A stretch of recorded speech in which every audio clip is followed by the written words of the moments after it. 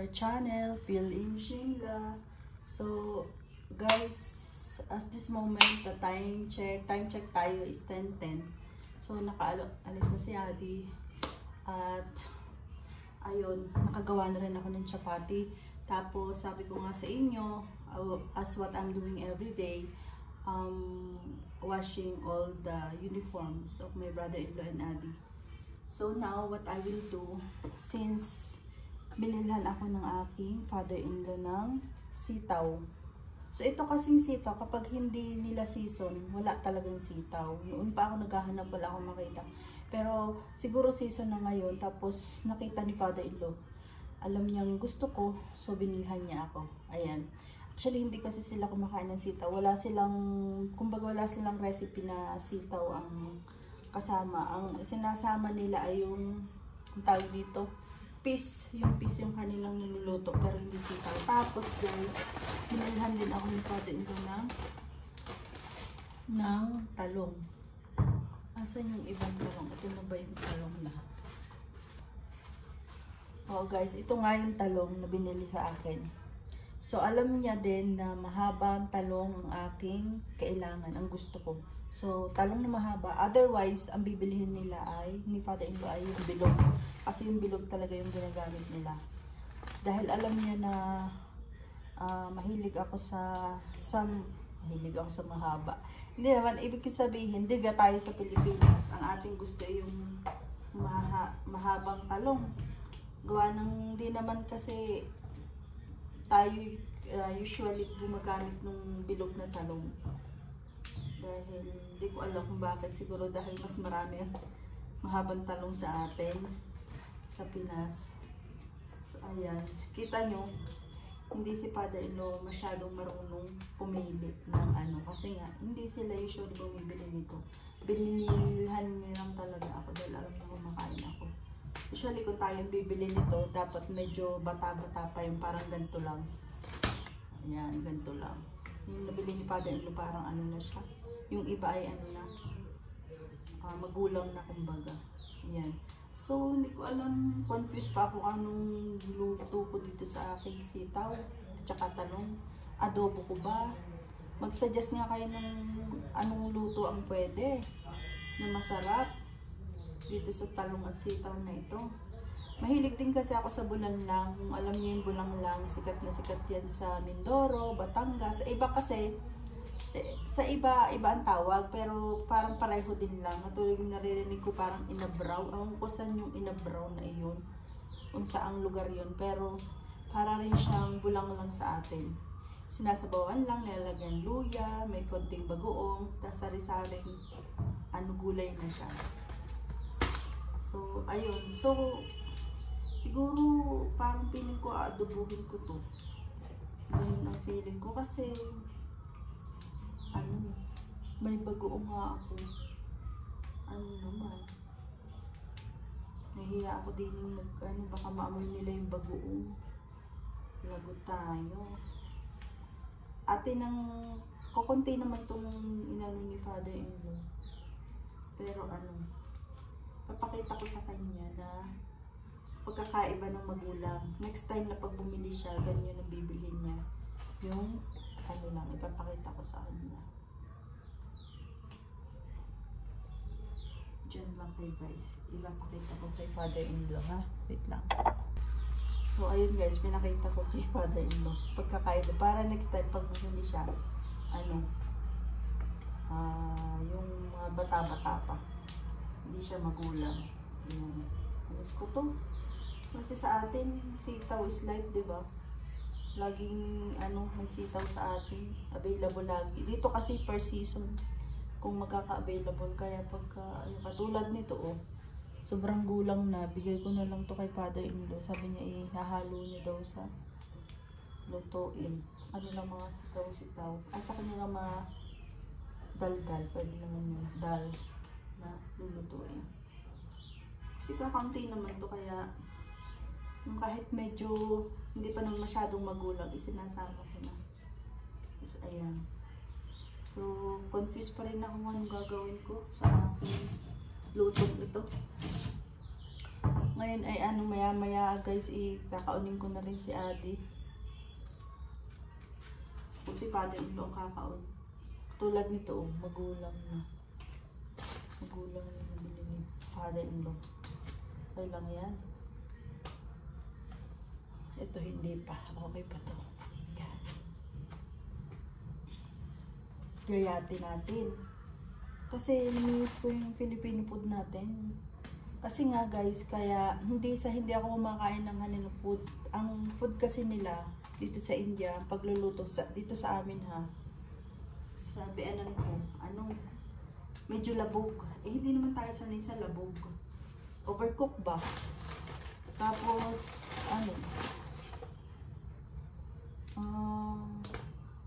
yun lang yung kanila talagang mga masala ang nilalagay nila. Plus, na to magulang na talaga. Tapos, ma-oily pa. Ma-oily sila kasi nga kailangan nilang oil dip. Lahat kasi talaga, ino-oilan talaga nila ng medyo madami kasi nga dahil ang kanilang niluluto. Naku na siya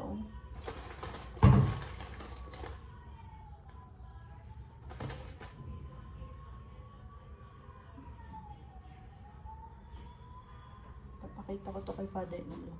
Pag bumili siya next time. Ayun, pinakita ko kay father-in-law. Kasi guys, si father-in-law lagi ang namimili lagi siyang pumupunta ng Mall Road. Siya yung lagi nasa Mall Road. Siya yung bumibili ng aming mga sabji, yung mga gulay, ganyan. Madami na. Pero ito yung ulit na. Gawin ko na lahat kasi father-in-law ay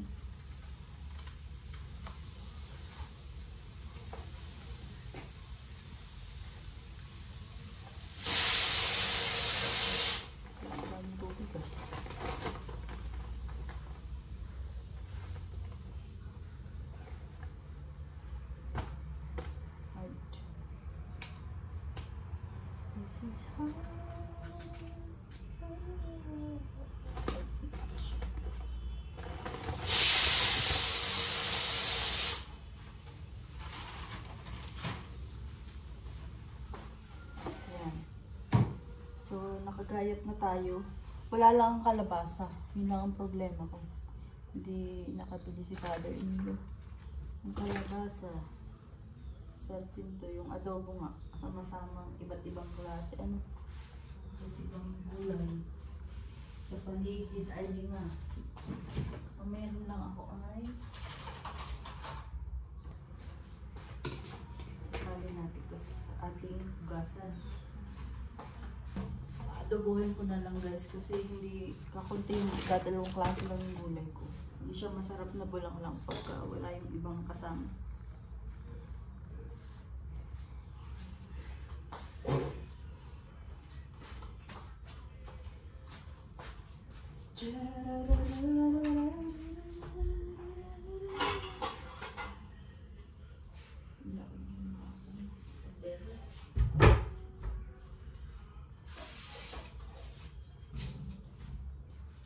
Laki ng aming kaldero, kailangan kong ilipat ang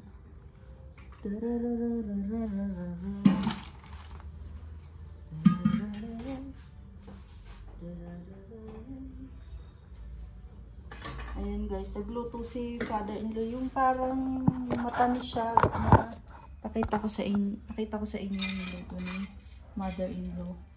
Ayan. Matamis yun guys, lagyan ng gatas, sukal, parang yan basta, yan yung pinaka-sweet dito. Ayan, dyan lang kayo ha. Ito tayo ng adobo, sitaw.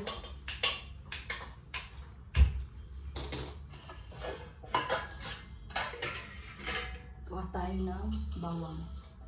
Yung ating pambansang lahok sa gulay ay bawang. Ang feeling ko gusto ko siya.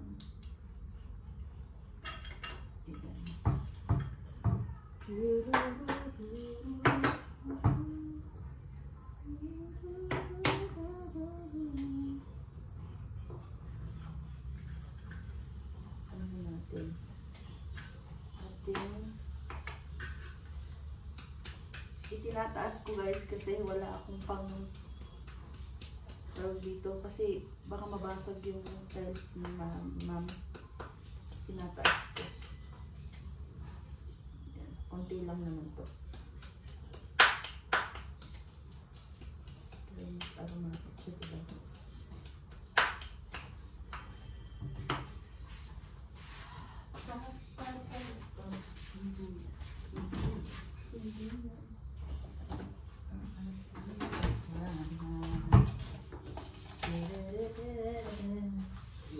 Malilinda po ka. Rice daddy. Rice, okay, okay, okay. I will eat rice. Rice. This time. Medyo dinami-damihan ko ng mantika kasi ano, tawag dito, adobo kasi. Ilipat natin ulit yung lumas ni mama. Yan. Buti na lang guys, si 3G ay lagi siya ang taga cut ng aming sibuyas, bawang at saka yan. Taga-balat ng bawang at saka kamatis. Taga-cut. Itong sibuyas kasi hindi ko talaga kayang i-cut. Dahil lagi ako talagang naluluha. Para akong pinagtakluban ng langit at lupa kapag ako ang nag-ano yan talaga. Kaya hindi ako nagtakat.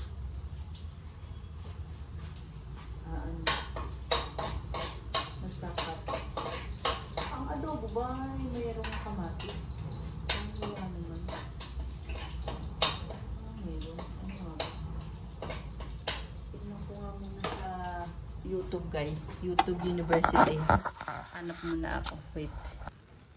So, continue ang luto natin. Bigyan natin ng sibuyas. Wala akong nakita ng kamatis. Siguro yung iba pwede maglagay. So, sisimplihan lang natin para hindi nakakasawa yung lasa. Yan.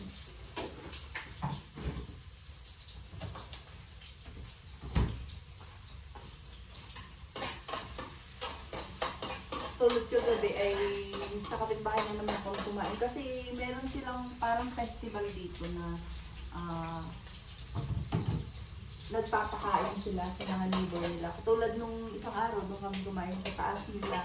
Ngayon naman, nung 2 araw na sila naman nagpapakain. So actually dapat gumagawa din kami nun. Kaya lang hindi na namin magawa. Kasi ang mga kasama ko ay matatanda na. Si mami, si daddy, sino pa magluluto. Eh since ini-invite naman na rin kami, araw-araw din halos kami ini-invite, hindi na rin talaga kami pagluto. Okay lang yun. Basta nag-join ka dun sa iba na nagluluto.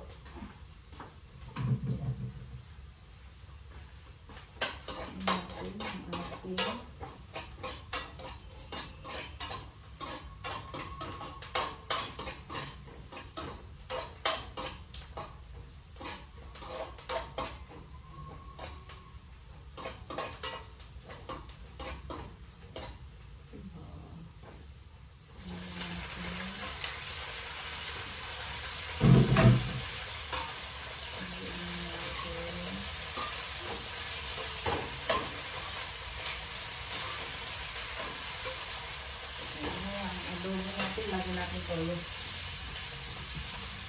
Kasi guys, ang toyo ko, ang laki diba? Oh, panalo. Dati puti. Galing pa yan ng Dubai. Laki. O kaya pag ang asawa ko dumadating, lagi siyang may dalang. Okay. Butas din pala itong ano ko. Hindi natin papakalagyan kasi aangat masyado.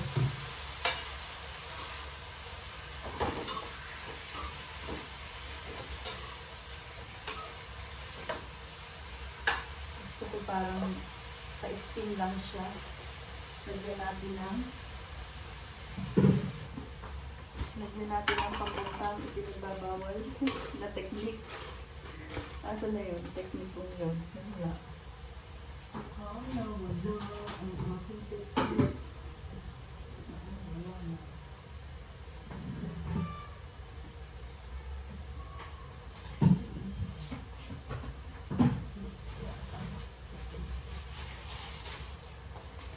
Kasi ngayon si Sister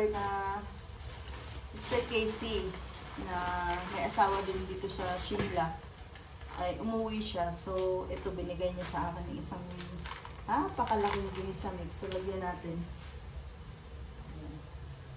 Mga Pilipino, si ginisamig. Ang dami nito. Tapos, meron pa siyang mga chicken cubes na ibinigay. Nagbigay din siya ng chicharong baboy. Ang dami niyang binigay sa akin. May magic sarap din. May mga soup. Crab and corn soup. Yan. Ang dami niyang binigay. Dito natin ilagay para madaling makuha. Tapos ito pa. Sabi ko nga sa inyo. Ayan, may cheese whiz pa pala ako. Gamitin ko to pag hindi pa to expire. Kasi galing din yan UAE. Ayan na. So, lagyan natin ng paminta. Para mas lalong masarap ang ating adobo. Hindi pwedeng walang paminta pag may adobo, di ba? Hindi ko alam kung lalagyan ko ito ng suka. Siguro kaunti.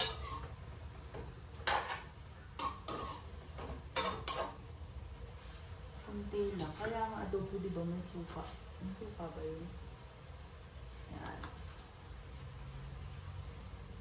Dala ni Masi. Si Masi pala, Mas Pinky Masi ay nandito. Nagbabakasyon ng ilang araw. Tapos inabot na rin siya ng lagnat. May lagnat siya ngayon. So ito ay apple cider. Pinapainom niya kay Daddy.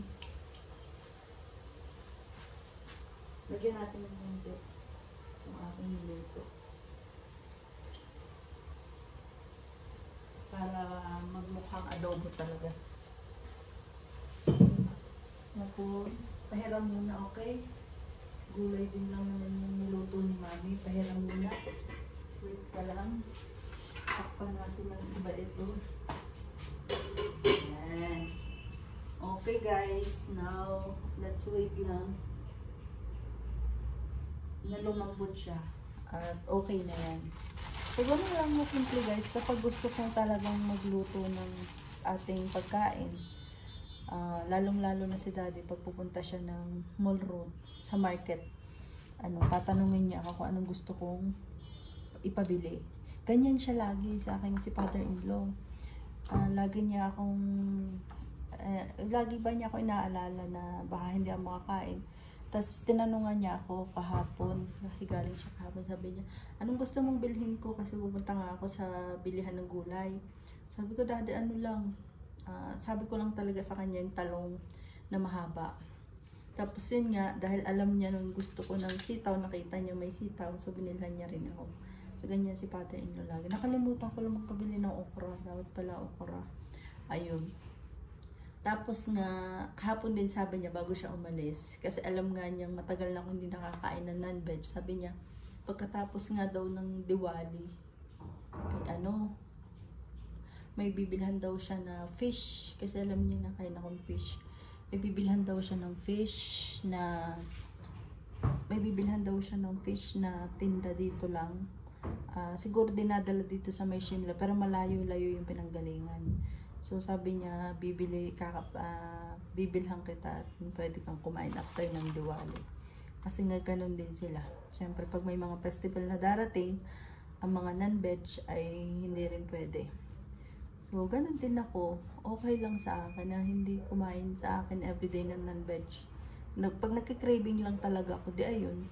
Talagang binibilhan ako either chicken ni father-in-law or yun nga, fish. Katulad ng last time, galing nga kami ng Dharamshala, di ka? On the way, kaming tatlo ni Kalpana, si Labi, ako. Si brother-in-law, sabi ko, kung wala kang makitang fish, okay lang. Pero talagang dumaan siya dun sa bilihan ng fish. Tinanong pa niya yung kaibigan niya kung saan pwedeng magandang bumili ng fish na masarap.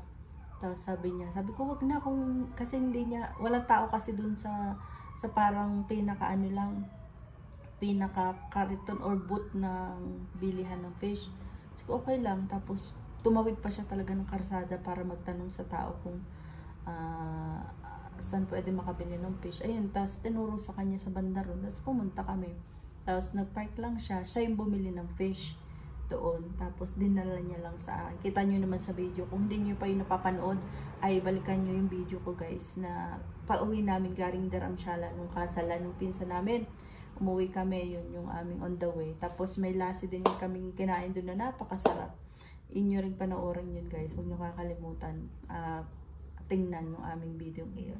So ayun, dinala niya sa akin. Sabi niya, oh, Bobby G, gusto mong diyan ka na lang kumain sa car. So, sabi ko, sige, para hindi na tayo bumaba. So ayun, on the way, while nagdadrive siya, nakakain ako sa likod. Nakakain ako ng fish. So ganun talaga sila. Kahit sila ay non-veg, kahit sila ay vegetarian, I mean, talagang see to it na ako ay well pampered nila, na talagang kung ano yung kinakain ko din ay binibigay din talaga nila. Talagang tatanungin pa nila ako, si father-in-law, si mother-in-law, tatanungin din yan, mayroon ka pang itlog sa rep. Tulad niya, may itlog pa ako. Hindi lang ako makakain this time. Kasi nga medyo bawal pa. Kasi nga vegetarian days pa this time. Mga 15 days yan. Hanggang Diwali ata. Okay lang naman sa akin. After Diwali, si Rishi naman parating. For sure naman makakakain ako. Kahit araw-araw ng non-veg. So ganun lang.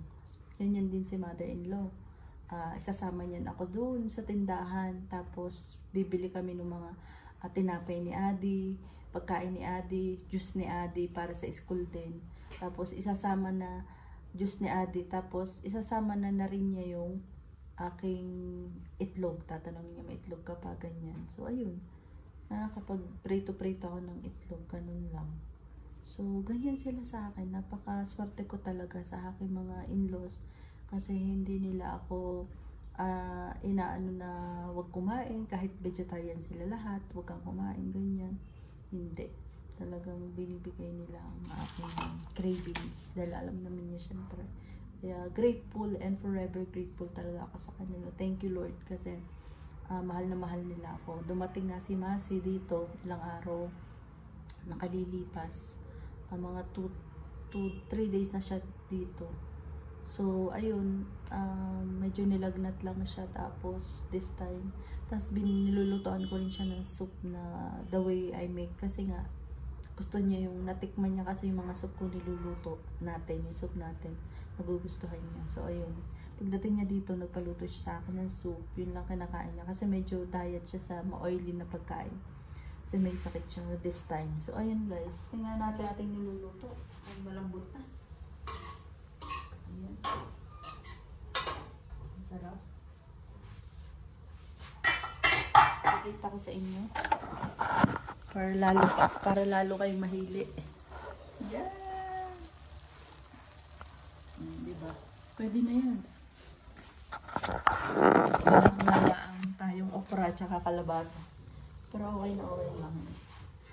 Kalimutan ko kasi magpabili. Otherwise, lahat naman ng request ko kay father-in-law, binibili niya. Sabihin mo lang, sabi, bilhan mo ako ng tulad na rin. Are, binilhan niya rin ako ng cabbage. Alam niya, nagka-cabbage ako. Tulad ng mais. Binilhan niya rin ako ng mais kasi alam niya, paborito ko.